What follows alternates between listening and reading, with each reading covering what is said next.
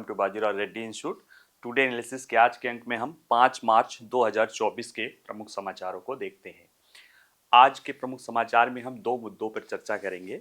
वैसे तो और भी रहते हैं, लेकिन दो ही प्रमुख मुद्दे पर चर्चा करेंगे। एक है कि सुप्रीम कोर्ट के 7 सदस्यीय बेंच ने एक ऐतिहासिक फैसला दिया है, जिसमें उसने संसदीय विशेषाधिकार, जिसमें विधायिका के सदस्यों का है, उसमें संसद के भी है और विधायिका के भी सदस्य, विधानसभाओं और उसके परिषदों के भी सदस्यों की है, उनके विशेषाधिकार और रिश्वतखोरी या भ्रष्टाचार के मुद्दे कैसे एक दूसरे से, मतलब एक मामला था कि कैसे ये आपस में इनको अलग अलग करना है, कि संसदीय विशेषाधिकार को भी रक्षा करना है, लेकिन रिश्वत और भ्रष्टाचार के मुद्दे को पर जो है इन्हें कोई रोक न लगाया जाए, खासतौर से सांसद और विधायकों को लेकर। ठीक है, तो इसको हम समझेंगे। दूसरा मुद्दा है कि आईएनएस जटायु, भारतीय नौसेना कल जो है लक्षद्वीप की मिनिकॉय द्वीप पर जो है अपना नवल बेस, इसको उद्घाटन करेगी, जलावतरण किया जाएगा उसका। ये बेस है, कोई युद्धपोत नहीं है, इंडियन नेवल जो है सर्विसेज है, ये शिप नहीं है। तो एक बेस को भी आईएनएस ही कहा जाता है। ठीक है, तो आईएनएस शिप ही नहीं, बेस भी होता है। तो हम इसको समझेंगे कि क्या है, किस तरह से इसका लोकेशन है, उसका सामरिक महत्व क्या है, उसकी आगे की योजना क्या है। ठीक है, और उसका मतलब भविष्य को लेकर क्या आगे प्लान है। ठीक है, इसको हम समझने की कोशिश करते हैं। तो चलिए पहले हम देखते हैं, पहला जो है सुप्रीम कोर्ट का ऐतिहासिक सुप्रीम निर्णय।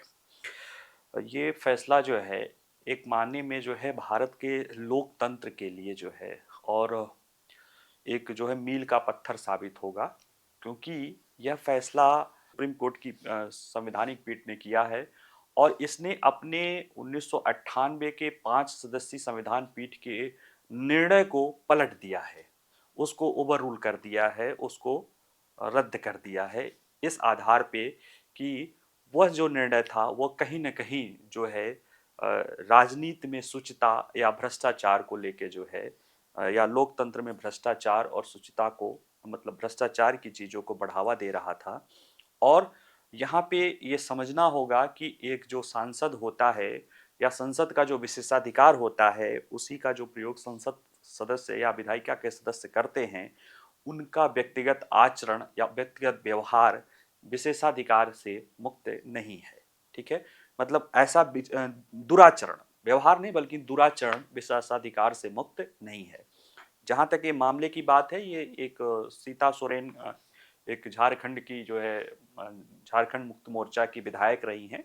उन राज्यसभा की वोट देने के मामले को, रिश्वत लेने का उन पर आरोप लगा था, वही केस चलते हुए यहाँ आया था और इन्होंने हवाला दिया था सुप्रीम कोर्ट में झारखंड मुक्त मोर्चा का एक रिश्वत कांड वाला जो नरसिंहा राव केस किया जाता है 1998, उसी का हवाला दिया था। तो ऐसे में सुप्रीम कोर्ट की जज जो है 7 सदस्यीय पीठ ने जो है उस फैसले को ही रद्द कर दिया है। इसलिए अब जो विधायिका या संसद के सदस्यों को वोट फॉर नोट या रिश्वत लेके प्रश्न पूछना, मत देना, इस तरह की चीज़ों को जो सुरक्षा मिली हुई थी, अब वह समाप्त हो गई है। यानी कहीं न कहीं भारत के संसदीय लोकतंत्र में शुचिता बनाने के लिए एक महत्वपूर्ण कदम होगा। ये बात जो है सुप्रीम कोर्ट के निर्णय का भी एक आधार बनी है। तो आइए हम इसको देखते हैं, इसको व्यवस्थित रूप से समझते हैं अपने विश्लेषण के क्रम में। ठीक है, इसको हम समझने की कोशिश करते हैं कि सुप्रीम कोर्ट ने जो निर्णय दिया है वो क्या दिया है, जो इसके पहले का निर्णय था वो क्या था, उसमें क्या कमियां रह गई थी, उसको दूर करने के लिए ये निर्णय दिया गया है। ठीक है, संदर्भ में देखें तो संदर्भ में यह है कि भारत के मुख्य न्यायाधीश डीवाई चंद्रचूड़ की अध्यक्षता वाली सर्वोच्च न्यायालय की 7 न्यायाधीशों की पीठ ने 4 मार्च 2024 को अपना ऐतिहासिक फैसला सुनाया और कहा कि सदन में अपने भाषण और वोटों के संबंध में रिश्वतखोरी के आरोपों का सामना करने वाले सांसदों को आपराधिक मुकदमे से छूट नहीं दी जा सकती। अब यहाँ सांसद में विधायिका के सदस्य दोनों है, और ऐसा करते हुए न्यायालय ने माना कि सांसदों द्वारा संसदीय विशेषाधिकार के दावे न्यायिक समीक्षा के अधीन हो सकते हैं और केवल संसद की इस मुद्दे पर अंतिम निर्णय नहीं ले सकता है। यानी यहाँ पे दो प्रश्न थे कि जो संसदीय विशेषाधिकार, संसदों के जो भ्रष्टाचार या पैसा लेके प्रश्न पूछना या वोट देने के जो मामले आते हैं, क्या उससे रक्षा कर सकता है। दूसरा, जो संसद के कार्य हैं, जो सांसदों के कार्य हैं, यानी ये भ्रष्टाचार या ये इस तरह के प्रश्न, पैसा लेके प्रश्न पूछने का या पैसा लेके वोट देने का, क्या ये न्यायपालिका के निर्णय से बड़े अलग है या नहीं है? इन्हीं दो प्रश्नों का जवाब जो है सुप्रीम कोर्ट ने दिया है। दोनों में कहा है कि जो संसद है वो जो प्रश्न पूछते हैं, पैसा लेके पूछते हैं या वोट देते हैं पैसा लेके, तो वो संसदीय विशेषाधिकार का दावा नहीं कर सकते हैं। रिश्वत संसदीय विशेषाधिकार के दावे के साथ असंगत है।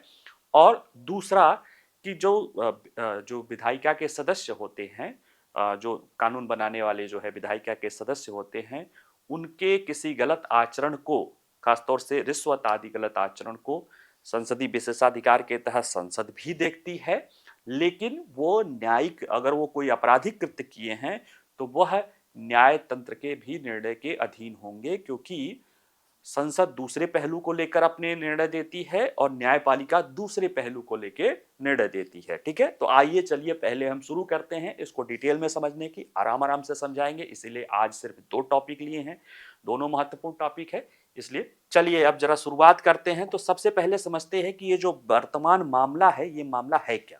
थोड़ा सा इतिहास बता देते हैं। देखिए, ये मामला सीता सोरेन जो है एक विधायक रही हैं झारखंड मुक्ति मोर्चा की।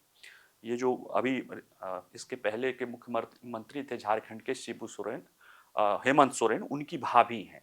ठीक है, शिबू सोरेन की बहू हैं। और इन पे जो है वर्ष 2012 में आरोप लगा था कि एक राज्यसभा के चुनाव के लिए इन्होंने निर्दलीय प्रत्याशी से पैसा लिया और उसको मतदान नहीं किया, और फिर उस प्रत्याशी ने अपना जो कुछ प्रूफ रखा होगा उसने जो है वो केस आदि कर दिया। और मामला जब सीबीआई के पास गया तो वहां पे हाई कोर्ट में ये इनके वकील चले गए, या ये हाई कोर्ट में चली गई विधायक जो है सीता सोरेन, और वहां पे हवाला दिया कि जो एक सुप्रीम कोर्ट का जजमेंट है वो उनको विशेषाधिकार देता है निर्णय, यानी जो विधायी प्रक्रिया में अगर वो भाग लेती हैं, जिसमें भाषण की भी स्वतंत्रता है और मत देने की स्वतंत्रता है, तो उस मामले में जो है कोर्ट कोई निर्णय नहीं ले सकता। हालांकि हाई कोर्ट ने उसको स्वीकार नहीं किया और कहा कि नहीं, वो विशेषाधिकार नहीं है, क्योंकि ये मामला वो मामला निर्णय था जो सदन में मतदान करने का है, ये मामला जो है राज्यसभा में मत देने का है। इस आधार पे जो है सुप्रीम कोर्ट, हाई कोर्ट ने उसको एक्सेप्ट नहीं किया। फिर वो उसके जो फैसले के विरुद्ध आ गई यहाँ पे सुप्रीम कोर्ट में। और सुप्रीम कोर्ट में जो मामला आया तो उस समय के जो 3 सदस्यीय जो बेंच थी उसने जो है इस मामले को देखा, और वो 5 जजों का हवाला दिया गया निर्णय का। उसको 1998 के नरसिंह राव जजमेंट कहा जाता है, अभी इसके बाद उसको भी देखेंगे। तो उसमें जो कहा, उसमें यह हवाला दिया गया था कि संविधान का अनुच्छेद 105(2) और 194(2), यानी 105 और 194।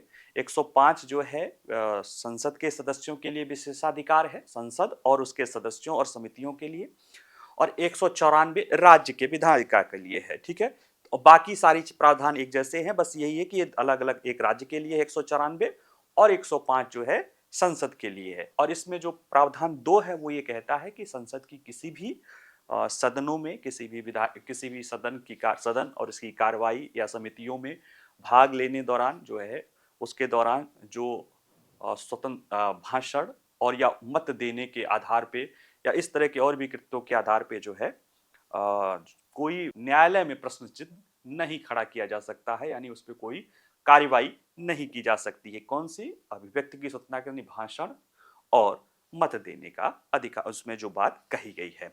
ठीक है, और ये राज्यों के लिए भी कही गई थी। तो जब मामला वहां पे आया, सुप्रीम कोर्ट ने इसको देखा तो उसको लगा कि ये जो है 3 सदस्यीय जजों को लगा कि नहीं, ये मामला जो है उस पे, या तो उस मामले को मान लेते तो खत्म हो जाता, लेकिन उन्होंने उस मामले को माना नहीं और लगा कि नहीं, उसमें जो है कुछ पुनर्विचार करने की जरूरत है। ऐसे में उस मामले को जो है 5 सदस्यीय संविधान पीठ को दे दिया गया था, क्योंकि मामला किसका था? संविधान पीठ का। ठीक है, अभी देखेंगे क्या मामला था, उसको भी समझेंगे। फिर उस जब मामला 5 सदस्यीय संविधान पीठ के पास गया, तो जो सीजीआई की ही अध्यक्षता में 5 सदस्यीय संविधान पीठ थी, तो उसने उस मामले को देखा और कहा कि जो ये मामला है ये कहीं ना कहीं संसद में जो शुचिता है या जो लोकतंत्र में शुचिता है उसको बनाए रखने के लिए के जो असंगत है। और उन्होंने जब अटॉर्नी जनरल ने इस पे कहा कि ये तो मामला बनता भी नहीं है यहाँ पे जो है इसको उस न्यायालय को जो उस निर्णय को जो है इंटरप्रेट करने की यहाँ जरूरत भी नहीं है।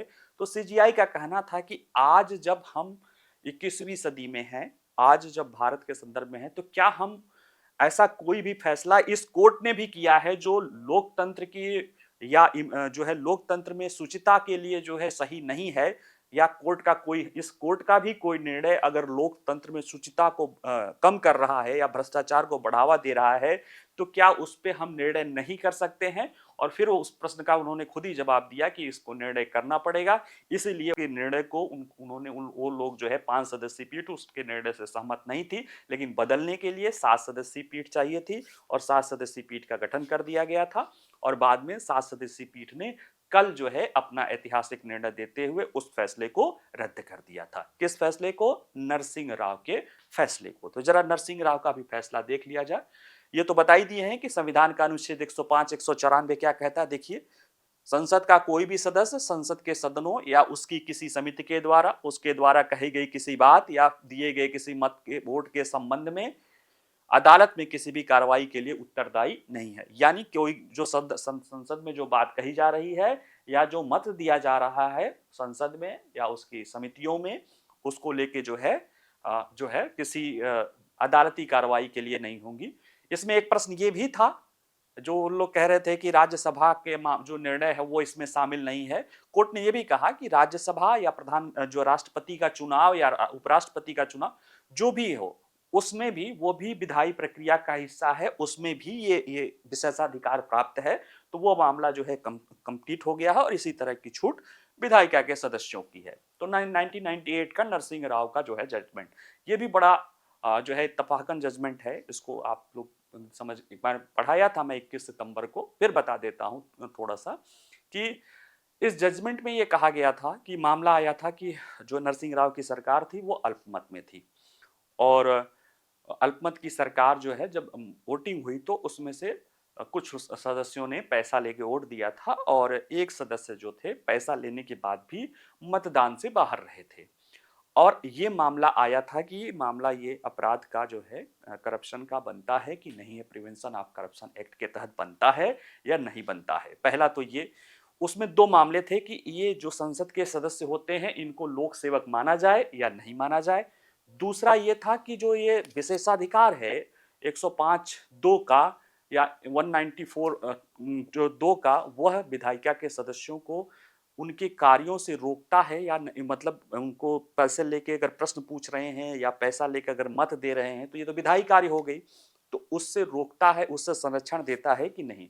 तो दोनों मामले थे। तो जो पहला मामला था उसमें 5 सदस्यीय संविधान पीठ ने यह माना कि जो संसद के सदस्य होते हैं वो लोक सेवक होते हैं, ठीक है, तो उसमें कोई दिक्कत नहीं, वो पब्लिक सर्वेंट होते हैं, यानी वो भ्रष्टाचार का जो केस चलता है, रिश्वत वाला जो केस चलता है वो उन पे चल सकता है क्योंकि वो पब्लिक सर्वेंट होते हैं। दूसरी बात ये मामला था कि अब जो ये संसदीय विशेषाधिकार है यानी 105(2) है या 194(2), उससे इनको संरक्षण है कि नहीं। ऐसे में कोर्ट ने निर्णय दिया कि चूंकि इसमें कहा गया है कि जो सदन में भाषण देने या मत देने के आधार पे इसके संबंध में न्यायालय में दृष्टिगत नहीं किया जा सकता है, ऐसे में जिन सांसदों ने पैसा लिया और पैसा लेके मत दे दिया चुनाव प्रक्रिया में, मतलब मतदान में, सदन में, वह तो जो है इससे जो है इसका संरक्षण उनको मिलेगा। जो सदस्य वहां पे अनुपस्थित थे, पैसा लिए थे, अनुपस्थित थे यानी मत नहीं दिए थे, उनको संरक्षण नहीं मिला और उनके खिलाफ जो है कार्रवाई के लिए कह दिया गया। और जिन्होंने पैसा लेके मतदान कर दिया था, चूंकि उन्होंने मतदान कर दिया था इसलिए न्यायपालिका ने उससे अलग हट गया, ठीक है। लेकिन जब ये पीठ विचार कर रही थी, जब हमारे वर्तमान चीफ जस्टिस इसको विचार कर रहे थे, जब दोबारा इसी तरह से मामला आया तो उन्होंने कहा कि उनके सामने ये प्रश्न था कि एक व्यक्ति है, वो व्यवहारिक जीवन में जैसे व्यक्ति है उसका एक पब्लिक लाइफ होता है या एक ऑफिशियल पद पे होता है और एक व्यक्तिगत होता है। व्यक्तिगत जीवन में अगर कोई अपराध करता है और भ्रष्टाचार यही तो है कि उसको व्यक्तिगत जीवन में पैसा इसीलिए या प्रलोभन इसीलिए दिया जाता है ताकि वो सार्वजनिक जीवन में कुछ किसी को फेवर कर सके या किसी के साथ अच्छा या बुरा कर सके, उसके लिए उसको पैसा दिया जाता है, इसीलिए वो पैसा या प्रलोभन दिया जाता है, इसीलिए वो भ्रष्टाचार होता है। तो अब प्रश्न ये है कि कोई व्यक्ति प्रलोभन ले रहा है और वो पब्लिक कार्य कर दे रहा है, यानी मत दे रहा है, तो वो जो है मुक्त हो जा रहा है, और मत नहीं दे रहा है तो क्या कर दिया जा रहा है, गिरफ्तार कर दिया जा रहा है। इस चीज से कहीं ना कहीं क्या वो जो हमारा संविधान की वो बात है, जो जिसके लिए वो विशेषाधिकार दिया गया है, क्या वो सही है? क्या वो उसी के लिए दिया गया है कि लोग भ्रष्टाचार करें, पैसा लें और जाके मत दे दें और ये बरी रह जाएंगे? क्या हमारे संविधान निर्माता जो विशेषाधिकार दे रहे थे इसीलिए दे रहे थे? नहीं, बिल्कुल इसलिए नहीं दे रहे थे। तो किस लिए दिए थे? तो इसमें दो प्रश्न है कि संसद का विशेषाधिकार क्या है और उसके लिए क्या आधार है, और दूसरा कि राजनीति में शुचिता कैसी होनी चाहिए, इन प्रश्नों पर। और एक जो संसद के कार्य हैं, जैसे सांसद अगर कोई गलत कार्य कर रहा है तो क्या उसके कृत्य, खासतौर से संसदीय प्रक्रिया में भ्रष्टाचार या रिश्वत ले रहा है, तो क्या वह कृत्य न्यायिक निर्णय के अधीन होंगे या नहीं होंगे, इन्हीं प्रश्नों पर सुप्रीम कोर्ट ने आगे का अपना निर्णय दिया है। तो देखिए 7 जजों की फैसले हैं। देखिए सुप्रीम कोर्ट अपना जो भी फैसला देता है उसके फैसले के कुछ आधार होते हैं और उन्हीं आधारों पर वो फैसले टिके होते हैं। उनको रीजनिंग जरूर देना पड़ता है, जब तक रीजनिंग नहीं रहेगा तब तक वो फैसला कोई मतलब नहीं रहता। और जब अक्सर ये देखा जाता है कि जब सुप्रीम कोर्ट के फैसले जब बदले भी जाते हैं संसद द्वारा, तो वह उसके आधार को चेंज किया जाता है, न कि पूरे फैसले को पलटा जाता। तो जब आधार चेंज हो जाता तो फैसले बदल दिए जाते हैं, लेकिन यहाँ पे तो अभी बदलने वाली कोई बात ही नहीं, क्योंकि प्रधानमंत्री ने खुद ही उसका स्वागत किया है। तो चलिए देखते हैं कि सरकार भी यही पक्ष में थी, तो आइए देखते हैं कि इसमें क्या कहा गया है। तो पहला है कि संसदीय विशेषाधिकारों पर मिसाल और सब लेके शीर्ष अदालत ने घोषणा की कि विधायिका के सदस्य भ्रष्टाचार और रिश्वतखोरी के मामलों में छूट का दावा नहीं कर सकते हैं, क्योंकि यह मौलिक रूप से उनके कर्तव्यों को निभाने की क्षमता से अलग मामला है। ठीक है, अभी इसको वो डिटेल में जाएंगे तो दिखाएंगे। दूसरा है बोलने की स्वतंत्रता और इसके विस्तार के रूप में वोट देने का अधिकार प्रत्येक विधायी निकाय के लिए आवश्यक विशेषाधिकार है। यह भी माना कि जो बोलने की स्वतंत्रता है और जो वोट देने का अधिकार है प्रत्येक विधायी निकाय के लिए आवश्यक है, मूलभूत है। क्यों? क्योंकि विधायिका के सदस्य कौन होते हैं? जनता द्वारा चुने, हमारे आपके द्वारा चुने गए लोग होते हैं, और अगर उन्हें अपना मत रखने का मत नहीं दिया जाएगा, अपने मत को प्रकट करने के लिए वोट देने का अधिकार नहीं रखा जाएगा, या उनको किसी तरह से रोका जाएगा, तो निश्चित रूप से वो जो जनता का द्वारा जनता का शासन वाली व्यवस्था होती है, यानी लोकतंत्र होती है, वो भंग हो जाएगा। यानी लोकतंत्र और प्रातिनिधिक लोकतंत्र के लिए जरूरी है कि जो बोलने की स्वतंत्रता होनी चाहिए और वोट देने का भी अधिकार होना चाहिए, तभी वो विधायिका के सदस्य अपने कर्तव्यों को पूरा कर सकते हैं। ठीक, अब लेकिन अगला मामला कि ये तो विशेषाधिकार है, लेकिन क्या उन्हें रिश्वत और उसमें भी है? कोर्ट ने कहा नहीं है। क्यों नहीं है, कैसे नहीं है, जरा देखिए। तो पहले सरकार कोर्ट ने जो आधार लिया उसमें कहा कि संसदीय विशेषाधिकार के 2 घटक हैं। विशेषाधिकार तो है लेकिन उसके 2 घटक हैं। पहला है संसद द्वारा एक संयुक्त रूप से जो है विशेषाधिकार का प्रयोग करना। देखिए अब जो है सदन सामूहिक रूप से प्रयोग करता है, इसमें अपनी अवमानना के लिए दंडित करने की शक्ति है, अपने स्वयं के मामलों का संचालन करने की शक्ति आदि शामिल है, और इसमें कोर्ट ने कुछ भी नहीं कहा। ठीक है, दूसरा है व्यक्तिगत अधिकारों के लिए अदालत ने कहा दूसरे मामले के लिए एक आवश्यकता टेस्ट, नेसेसिटी टेस्ट होना जरूरी है कि व्यक्ति को दूसरा, जैसे सामूहिक वाला के तो कोई नहीं, दूसरा जो व्यक्तिगत मामले में मिला हुआ है विशेषाधिकार, उसको एक परीक्षा से गुजरना पड़ेगा, एक परीक्षण से गुजरना पड़ेगा कि जिस विशेषाधिकार का वो दावा कर रहा है, क्या वह उसके वो संसदीय विशेषाधिकार कौन स्वतंत्र रूप से अपनी बात कहने और मत देने के अधिकार के लिए मूलभूत है कि नहीं है। तो जो कार्रवाइयां, जो चीजें उसको स्वतंत्र रूप से मत देने और वाक और अभिव्यक्ति में रुकावट आएगी, वो तो उससे तो वो बचा रहेगा।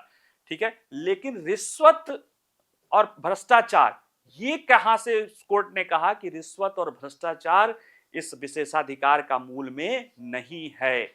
ऐसे में ये जो रिश्वत और भ्रष्टाचार के मामले हैं, इसको आप संसदीय विशेषाधिकार के आधार पे जो है, व्यक्तिगत संसदीय विशेषाधिकार के आधार पे संरक्षण नहीं मिल सकता है।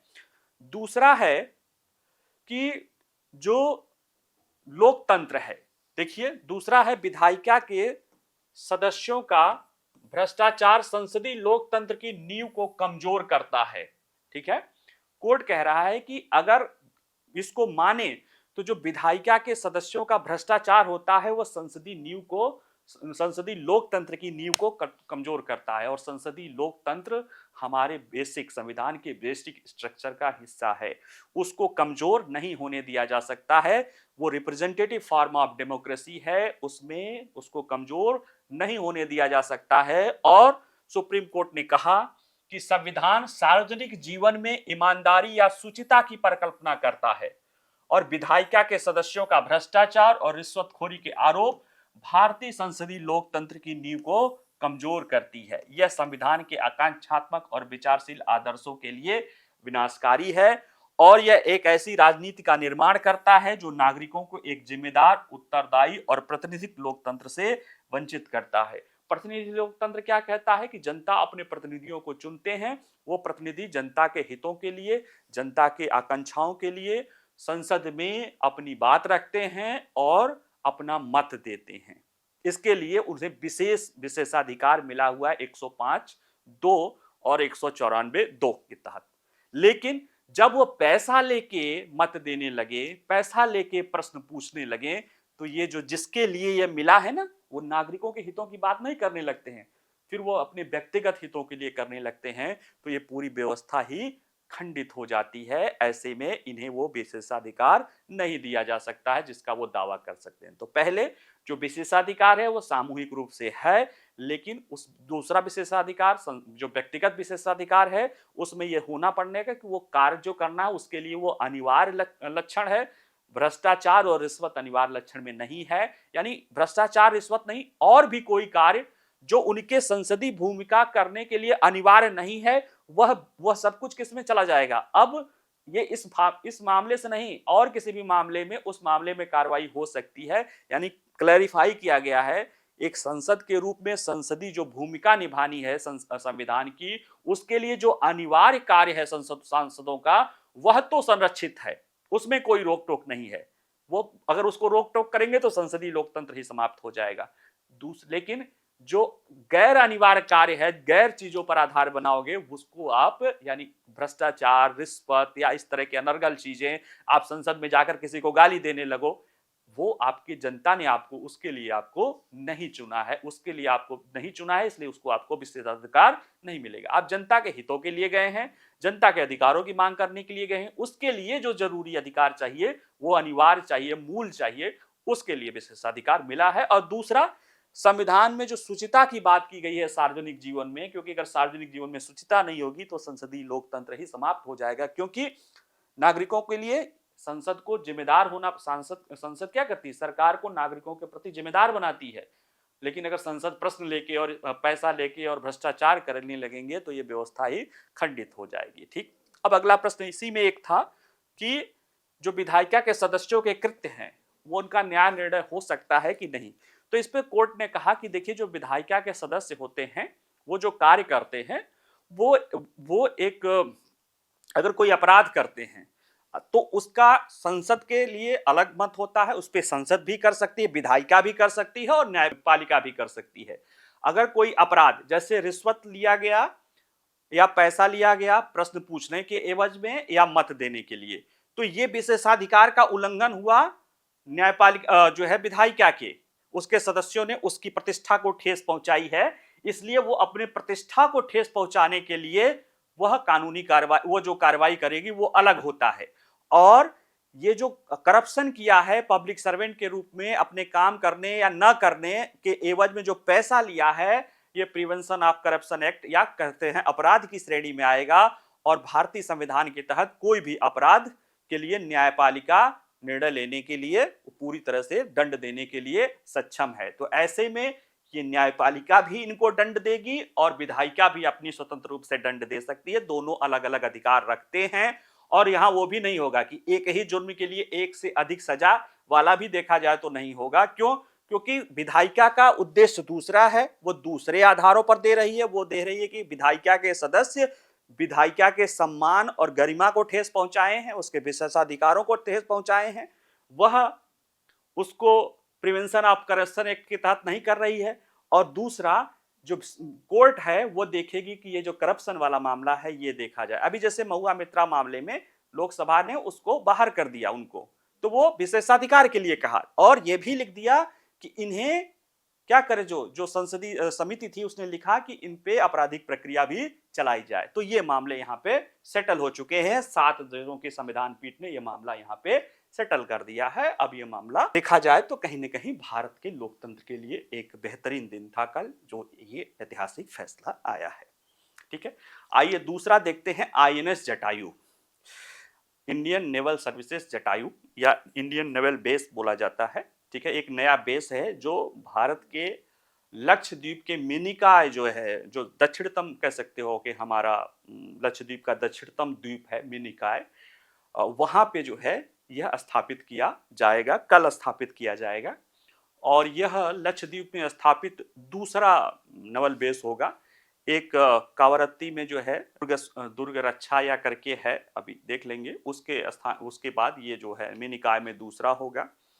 और कहीं न कहीं ये जो मिनिकॉय वाली में हम अपना नवल बेस या INS जटायु बना रहे हैं, ये भारत के जो हिंद महासागर की अभी जो स्ट्रेटेजिक स्थिति है, वो जो हिंद महासागर के जो द्वीपी देश हैं उनको मजबूत किया जाए, उनको कह सकते हैं कि ट्रेनिंग आदि दी जाए उनके सुरक्षा बलों को, ताकि हिंद महासागर की जो सामूहिक सुरक्षा है उसमें उनकी भागीदारी बढ़ाई जा सके। लेकिन मालदीव में के जो वर्तमान राष्ट्रपति हैं वो चीन के दबाव में, चीन के एग्रेशन में जो है वो भारतीयों को वहां से हटाना चाहते हैं और अभी चीन की जो है वहां पे सिप आई है। ऐसे में भारत को मालदीव के विकल्प के रूप में, कि मालदीव अगर नहीं है तो उसके विकल्प के रूप में हिंद महासागर के क्षेत्र में अपनी उपस्थिति और अपनी जो है समुद्री सुरक्षा को बनाए रखने के लिए जो है प्रयास करने के लिए होता, थोड़ा दिन समय लगता, लेकिन त्वरित रूप से जो है भारत ने मिनिकॉय पे अपना एक एयर स्ट्रिप बनाने का फैसला किया DLH का, और साथ ही अभी एयर स्ट्रिप पर बात चली रही थी, तब तक एक नवल बेस के लिए भी जो है कल घोषणा कर दी जाएगी। ठीक है, और जटायु नाम दिया गया है। जटायु पक्षी आपको पता है पक्षीराज कहा जाता है उनको, गिद्ध का गिद्ध दृष्टि बहुत दूर तक देखेंगे।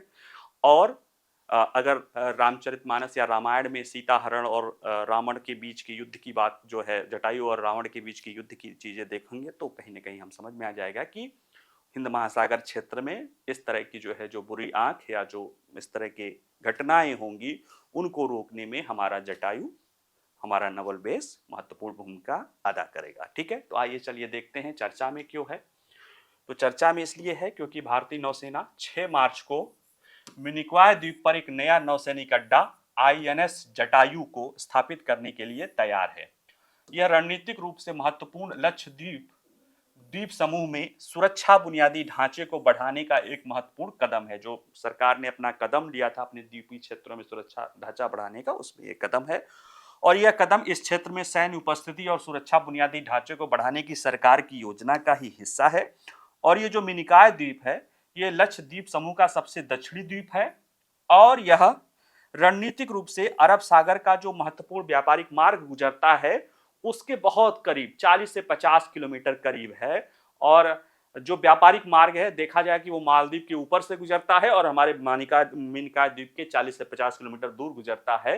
तो कहीं ना कहीं हम मालदीव से जितना बढ़िया नजर रख सकते थे उससे ज्यादा बेहतर नजर हम अपने मिनिकॉय द्वीप से रख सकते हैं। ये इसके महत्व को दर्शाता है।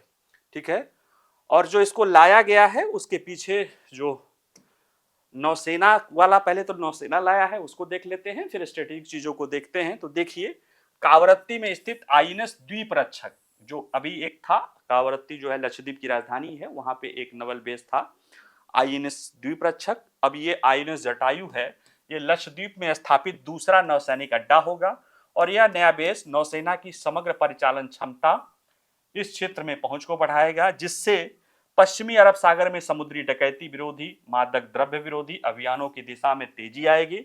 और साथ ही साथ इस पूरे हिंद महासागर क्षेत्र में फर्स्ट रिस्पॉन्डर या प्रथम प्रत्युत्तरकर्ता के रूप में अगर कोई भी चीज होती है तो पहला रिस्पॉन्स हमारा होता है, वो चीजें बढ़ावा देने में मदद मिलेगी। और इससे जो है मुख्य भूमि के साथ कनेक्टिविटी में भी सुधार होगा, क्योंकि ऑलरेडी यहाँ पे प्लान हो चुका है कि एक दोहरे उपयोग वाली क्या हवाई पट्टी यहाँ पे बनाई जाएगी।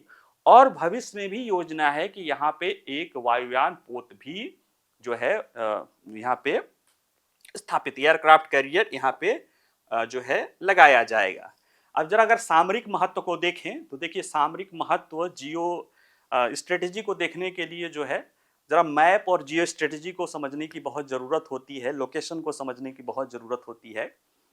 तो ये सब कुछ कवायद, जैसे अभी कुछ दिनों में आप देख रहे होंगे कि ये रहा मालदीव, मालदीव का ये थोड़ा सा छोटा सा हिस्सा है, ये हमारा यहाँ पे यहाँ से लेके यहाँ तक हमारा लक्षद्वीप है, ये है डियागो गार्सिया है, और ये मॉरिशस है, और यहीं पे जो है एक अभी अगलेका द्वीप समूह है जहाँ पे भारत ने अभी मॉरिशस की हवाई पट्टी का किया है।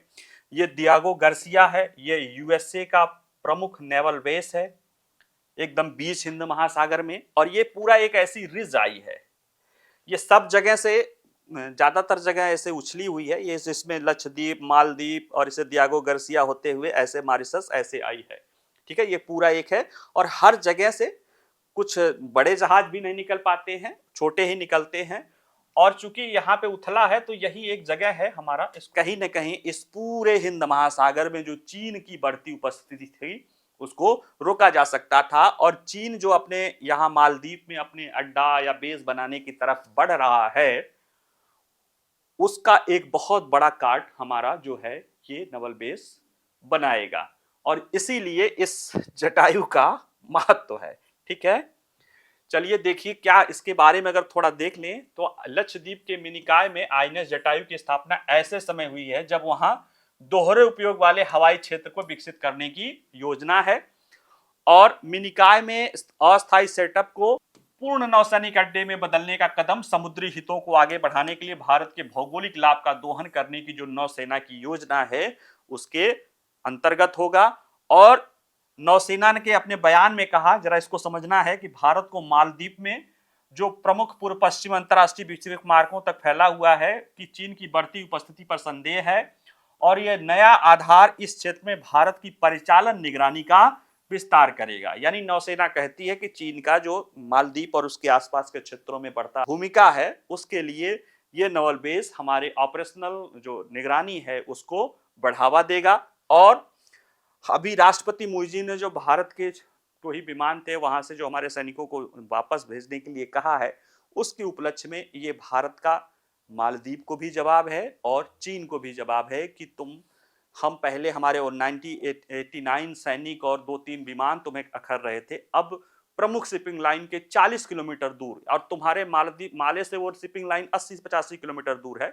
और अगर मालदीव से ही देखें, माले से ही देखें तो 250 किलोमीटर के आसपास, 258 किलोमीटर के आसपास ही दूर ही वो मिनिकॉय है, और वहां पे हमारा नवल बेस है, और भविष्य में हम वहां पे एयरक्राफ्ट कैरियर भी स्थापित करने की योजना बना रहे हैं। तो ये कहीं ना कहीं चीन और मालदीव को दोनों को फोकस है, और मालदीव क्या कह सकते हैं, इसको मेनली चीन का फोकस, चीन को ये दिखाने की कोशिश की जा रही है कि हमारा ये नवल बेस है हिंद महासागर के, तो हम ही प्रमुख प्रत्युत्तरकर्ता हैं, हम ही प्रमुख शक्ति हैं। और निश्चित रूप से यह हमारे जो सुरक्षा के लिए चीन की बढ़ती जो गतिविधियां थी, जो हमारे लिए सुरक्षा खतरा उत्पन्न कर रही थी, उसको दूर करने में, उसको सुनिश्चित करने में एक महत्वपूर्ण कदम होगा। बाकी इस क्षेत्र लक्षद्वीप के विकास पे जो सरकार का फोकस है उसको तो बढ़ावा देगी ही, ये सब चीजें आप लोग देख रहे हैं। हिंद महासागर में बढ़ती चुनौती क्या है, तो वही है चीन जो है बढ़ता जा रहा है, और जो समुद्री डकैती है, तो इन दोनों चीजों में यह बहुत भूमिका करेगा। पहले हिंद महासागर में चीन की बढ़ती उपस्थिति और समुद्री डकैती के पुनरुत्थान, ये दो बड़ी चुनौतियां हैं, और इन दोनों में यह मददगार होगा। और भारत की नौसेना का लक्षद्वीप के कवरत्ती द्वीप पर पहले से ये एक बेस है, और ये जो नया बेस है आईएनएस जटायु वो मालदीव से लगभग 258 किलोमीटर या 160 समुद्री मील के करीब होगा, यानी कि देखा जाए तो बहुत पास। और जो अंतरराष्ट्रीय व्यापारिक मार्ग अरब सागर वाला पश्चिमी अरब सागर से गुजरता है वो तो मात्र मिनिकॉय उससे मात्र 40 किलोमीटर ऊपर ही है, उत्तर में स्थित है, यानी कि बिल्कुल उस व्यापार पे ही है। और चीन उस व्यापारिक मार्ग को ही तो बचाना चाहता है, उसको न मालदीव से मतलब है न हिंद महासागर से मतलब है, उसको मतलब है कि अपने व्यापारिक अपनी शिपिंग लेन पे वह चीज करता रहे। अभी देखा है ना कुछ दिन पहले जो है चीन से जाने वाले एक जहाज को भारत की जो है कोस्ट गार्ड ने रोक के और वहां से उसको जब्त कर लिया है। तो ये सारी चीजें चीन को कहीं ना कहीं अखरती है और वो अपना निर्वाध चाहता है, इसीलिए वो अपना परला फिस्टिंग और हर बार उसको बार बार करने की कोई जरूरत नहीं है, आप लोग इतने तो समझदार ही हैं। दूसरा है आईएनएस जटायु का, अगला है आईएनएस जटायु का भविष्य की विस्तार योजना। देखिए आईएनएस जटायु एक नवल बेस है, उसमें वहां पे लोग रहेंगे, साथ ही में इसको आगे एडवांस करके इसे हालांकि बहुत जगह बहुत बड़ी नहीं है, फिर भी उसको अभी जैसे वहां पे एक एयर पट्टी भी बनाई जाएगी, वहां पे बनाया जाएगा जिसका दोहरा उपयोग हो सकता है, यानी सैन्य उपयोग भी किया जा सकता है और पर्यटन के लिए भी किया जा सकता है। दूसरे यहाँ पे हम अपना एयरक्राफ्ट कैरियर भी रख सकते हैं। तो कहीं ना कहीं जब हमारा एक एयरक्राफ्ट कैरियर तो उधर अंडमान के आसपास रहेगा, हालांकि उसी क्षेत्र में रहता है, एक हमारे मिनिकॉय की तरफ रहेगा और एक आध और बना रहे हैं जो कि पूरा घूमता रहेगा या इधर उधर वो गश्त करता रहेगा। निश्चित रूप से ये चीजें कहीं ना कहीं हिंद महासागर में भारत की समुद्री सुरक्षा को बढ़ावा देने वाली होगी, नौसैनिक सुरक्षा नहीं पूरे समुद्री सुरक्षा को, क्योंकि हम ब्लू इकोनॉमी की तरफ जब जैसे जैसे बढ़ेंगे, हमारी जो है आर्थिक स्थिति जैसे जैसे बढ़ेगी, हमारे अपने समुद्री हितों को सुरक्षित करने के लिए नौसेना और जो हमारी समुद्री ताकत है उसको भी उसी तरह से बढ़ावा देना पड़ता है। ठीक है, चलिए आज इतना ही, बाकी मिलते हैं कल। नमस्कार।